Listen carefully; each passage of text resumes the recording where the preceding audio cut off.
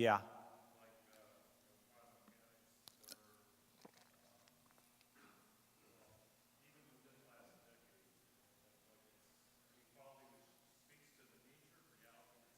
Yeah.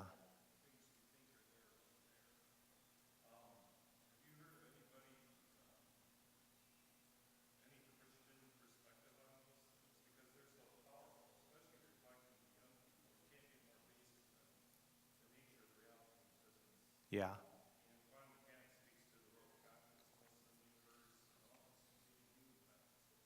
Yeah.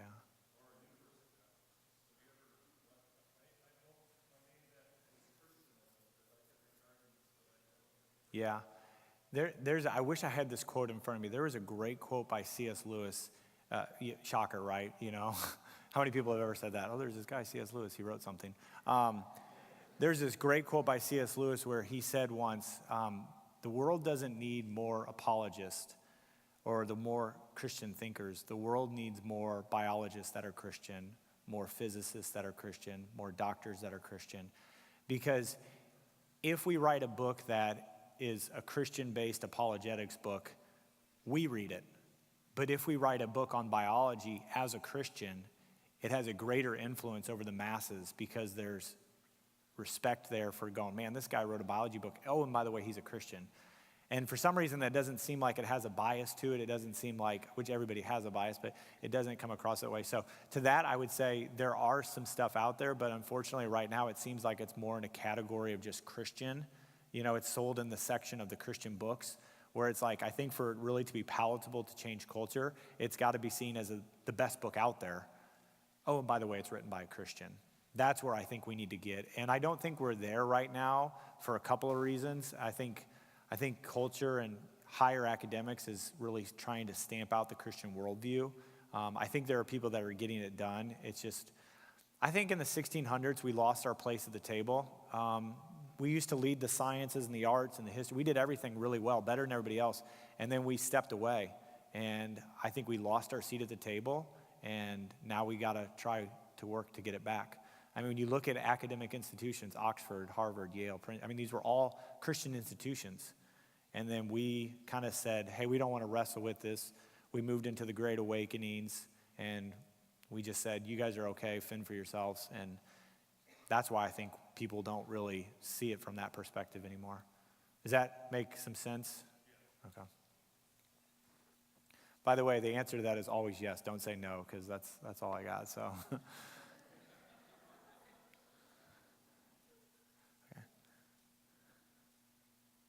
If you can yell, I can maybe hear.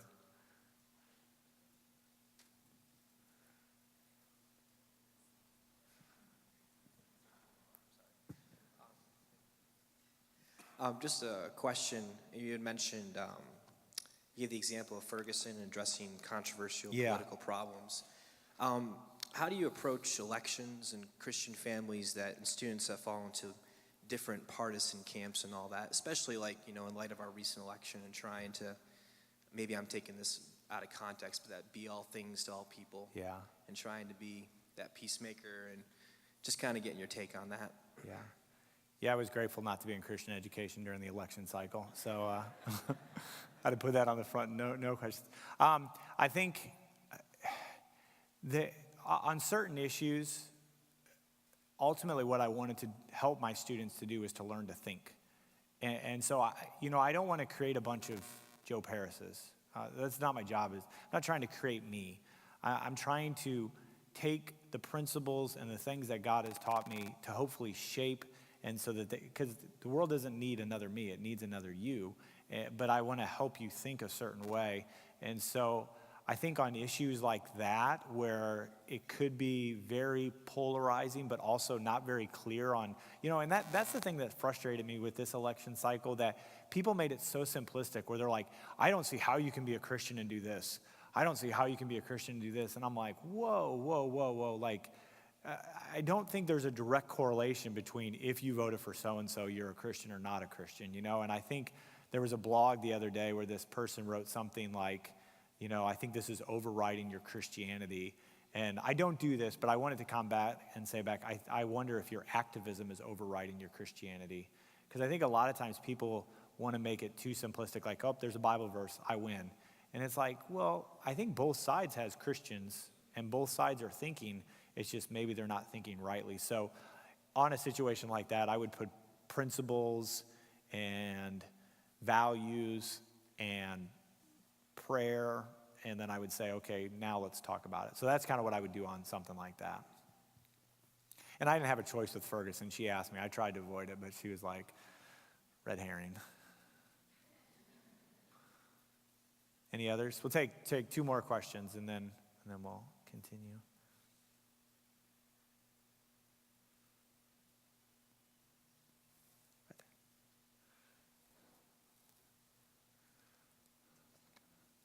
I wonder, I teach first grade, so sometimes I don't always think it's good to give the entire answer.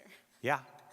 And I wonder if, I struggle sometimes with my kids because they obey me sometimes because they want to please me. Mm-hmm. And sometimes my instinct is to say, well, no, that's wrong too, because of A, B, and C, but maybe that's not. I wonder if you can speak a little bit more to the process, perhaps. Yeah, that's building those foundations of. Yeah. Maybe it's okay that all that they know right now is that if they learn me to obey me in this small thing, they might one day learn to obey God in the big thing. Yes, that's a great point. And we talked at elementary that we weren't trying necessarily, especially in the elementary, to introduce questions. We were just making sure that we were responding to those questions. And so, if a student had a question or was thinking about something that maybe the rest of the students weren't ready for, I'd say, well, you need to talk to them separately, but you need to talk to them. Don't ignore it, don't dismiss it, don't remove it, but talk about it. But we always talked about it, and my elementary staff was great because, I just wasn't in elementary, and so I'd say, what can we talk about? Can we talk about this? Yeah. Can we talk about this? No. Okay, so they really gave me a lot of guidance on age appropriate. I think that's very important. But I also think that the other end of the pendulum is where people are like, well, we never talk about this. And I'm like, okay, well, that's not good either. So I do think there needs to be a lot of wisdom and a lot of prayer and a lot of talking about when is it appropriate to talk about certain things, but not to introduce it. But if it's there, to respond to it appropriately and move forward with that. And so I would say that is part of the process. And, with our daughter, we're trying to work through that right now with her of how do I help her think like Jesus? And so I'm always asking myself questions. What do I want my daughter Lola to know when she turns 4 or 5 or 6 or 7? So I'm always keeping a list in my notebook about what do I want her to know and understand. So when she gets to middle school, I'm hoping that she knows that her value comes from Christ alone. I'm hoping she knows that. I'm hoping that she understands that respect for me is ultimately respect for God. So there's some values and principles. So I started writing those things down. It's not complete because every day I write down something else, probably more about Harper. I'm like, how do I get Harper to stop sinning? And I don't have an answer to that one right now. So that's kind of what we did and kind of the process we went through. So great question. Yeah. Of what you just said, that's elementary, and a lot of your perspective has been high school. Middle schoolers get to the place where they ask a lot of questions, but they aren't always to the place of high school where they can have cognitive discussions about it or understand. Any tips or thoughts about the middle school age group? You were describing in the lower grades about what do they know. Middle schoolers get to the place where they start questioning, it's what mom and dad's always told me, or it's what my Christian school teachers have always told me. And so now they're starting to think for themselves, but they don't have the level of discussion you can have in freshmen and sophomores. So can you give any tips or thoughts on middle school age kids? Yeah, that's a great question. So several years early into our education at Peoria Christian School, we would go through different in-services, and I felt like sometimes we were like, this is the new thing, and then the next year, this is the new thing, but we had this one thing, a lot more to say about that, but we had this one thing where we talked, and it had nothing to do with integration or worldview or anything like that, but it was talking about just the way that our students learn, and we talked about how on one level we want to introduce it, on the next level we want to formalize it, and on the next level we want to master it.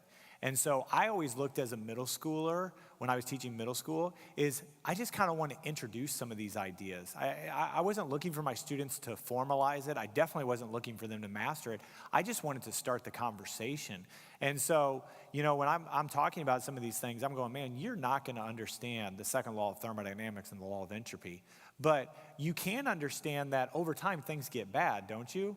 Like, tell me about your CD player. Oh, it's breaking. Why? Well, I've had it for 3 years. Well, what if you had it for 10 years? That's stupid, Mr. Paris. If I had it for 10 years, it'd be worse than it was 3 years. You start to get the concept. Now, does he understand that to the law of physics? No, he didn't understand that. But I can introduce a concept. I even taught in our elementary school, I went down and I taught a lesson on truth and the correspondence theory of truth. And I didn't talk about Aristotle or anything like that. I just said, truth pertains to reality. And I said, so you're walking down the hallway and somebody gives you a detention for running. And you say, I wasn't running. Well, how weren't you running? Because I wasn't running. Correspondence theory of truth. And so we can understand it. We just have to work really hard at how do we introduce this and being okay with this. Now, some kids are going to rise and get much more, and some kids are just going to be at a base level. But we at least introduce the concepts, introduce the ideas, and then we circle back. And so we had a discussion at lunchtime. I taught freshmen logic, worldview, and apologetics. And the reason I taught it is because I wanted to introduce them, and then sophomore, junior, and senior year, they could hopefully circle back to me and go, hey, I work at Aldi's, and my coworker is an atheist, and he said this. Great, that's a great question. Let's talk about that.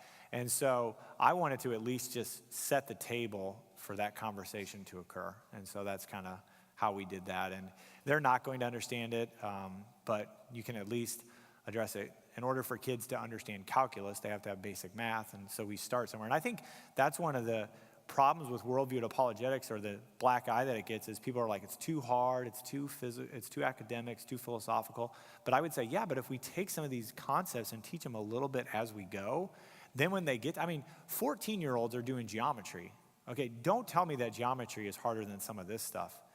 Or don't tell me that this stuff is hard. Geometry is hard, but what do? We broke it down in little pieces, and throughout the whole process, we trained them so that when they got to geometry, it was challenging, sure, but they were prepared to do that because we gave them the basic steps. So, okay. All right, 150. Let me teach for 10 minutes, and then I've got something at the end here. We'll kind of do like how do we take this to the classroom? And I think you'll really like this last session. So this session, I want to just take just a few minutes here. And how do we do this? Okay, so we realize there's major worldviews. We realize that these have major implications. We see that our students are being impacted. How do we address this in the classroom? I think one of my biggest frustrations whenever I go to church or I hear somebody give a speech and they're like, they got me, I'm convicted, I'm passionate, I'm excited.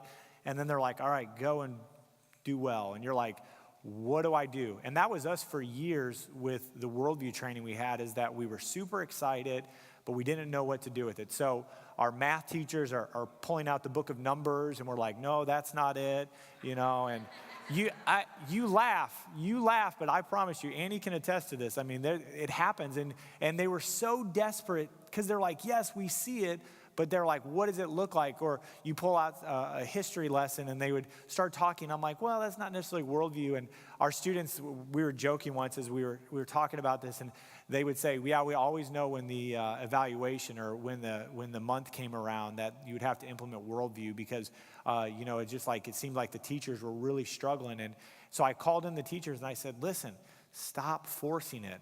Just let it come naturally. Think about it, but don't force it, because when you force it, you devalue it. It's kind of like the boy who cries wolf. If you're always saying worldview, worldview, worldview, worldview, but it's not actually worldview, when you do say worldview, guess what? They're not paying attention. And so I wanted to encourage them. This is what it looks like when we do this. And so talking about a couple of these things. So a couple of the worldviews we looked at, and then just the way that it plays out in the classroom: theology, philosophy, ethics, biology, psychology, sociology, law, politics, economics, history. We are not going to go through all these. That's why there's a textbook. It would take forever. I just want to pick apart a couple of these and give you a couple overarching principles, and then we can kind of go from there. So